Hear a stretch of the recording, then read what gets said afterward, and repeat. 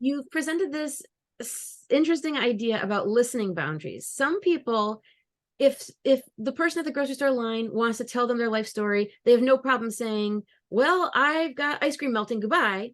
But then there are people that are so curious about people's stories, and maybe they can tell this person needs to be listened to, and they're so empathetic, and there's so many reasons tugging at you for why you would listen. But before you know it, you've heard their life story for 2 hours without ever really having asked. And maybe they've gone on to controversial topics that you don't really want to hear about. Maybe you're not meeting with a president that would be easy to say goodbye to. Maybe you just want to get to sleep, but you're a night owl, so this is like your prime time and you need socialization. What to do in these moments where you have this conflict, where you want to emit to the person, human to human, I love you, but I'm going to bed, and we're not going to be divulging your 2 hour life story to me now or probably ever. Oh, thank you, Larysa. It's a very relatable dilemma. And I spent a lot of my life in that place. And of course it still comes up, right? And this is why so much of my journey, we say boundaries, but it's all about choices. It's all about making choices and knowing, what do I have a choice about and what do I not have a choice about? So what is mine and what is not mine? What is somebody else's to choose? And this is, that sort of, where do I give permission, or where am I asking permission, right? And so in these choices, but it's hard, right? And this is, I always say, this is kind of the first world dilemma, right? Is the chore of choosing, um and saying no to better and better things, right? There are wonderful things, but we have a limited bandwidth, and so sometimes it's just a hard choice, right? And I think that's the first step. In order to set a boundary, I have to actually make a decision. What am I choosing? Right? And in Cuddle Party, we say, if you're a yes, say yes. If you're a no, say no. If you're a maybe, say no. That's hard, because sometimes, I'm a maybe and I want to say yes because, I've never tried it before. Maybe I like it. Maybe I will, and sometimes, but that's why changing your mind is always good. You can always change your mind at any point, right? You're encouraged to change your mind. It's not wishy-washy. It doesn't mean that you're unreliable or indecisive. It means that you've made a new choice. You're staying present in the current time, and you've realized that you want to make a different choice. So how to communicate it when that happens. And this is so this is where self-care comes into it, right? I do care. I am interested. You are a fascinating person. This opportunity may never come again, and I want to be of benefit. I love being of service. That makes me feel great. And I'm tired. And I have a limited bandwidth. And sometimes it's just hard to admit that. We want to be, you know, we want to be there. But that maybe, in saying no, it takes humility and it takes honesty and it takes, and we're probably disappointed, and they may be disappointed.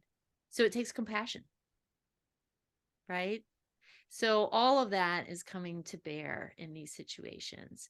Do you want to role play a real quick one of how I might express that? Yeah, I mean, this could happen in Cuddle Party, but I'm thinking of, like, imagine the guy checking you in at your hotel. Like, you want to make friends with him because maybe he'll do something nice for you. So, like, you have that on the line too. And he doesn't take a breath. You can't even go in there to interrupt or to tell him you really want to go to sleep. Even the yawning is all you can really do. So how to jump in. And I think I need that demonstrated, as if I guess if I'm the hotel guy. Mm-hmm. Okay. So, ready? Yeah, go for it. Okay, so, like, oh, I'm talking about the politics stuff. Like, can you believe all these things? Like, I don't know about the government's doing this, and, like, have you ever what? Oh, I'm sorry. I I would love to hear what you're saying.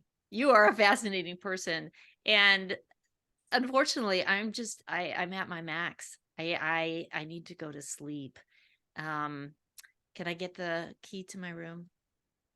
Yeah. So the room, it was like 313, but did you know that the number 313, like, there's this whole thing about, like, superstition and 313, and, like, I don't know if you really want 313. That Who? is so interesting.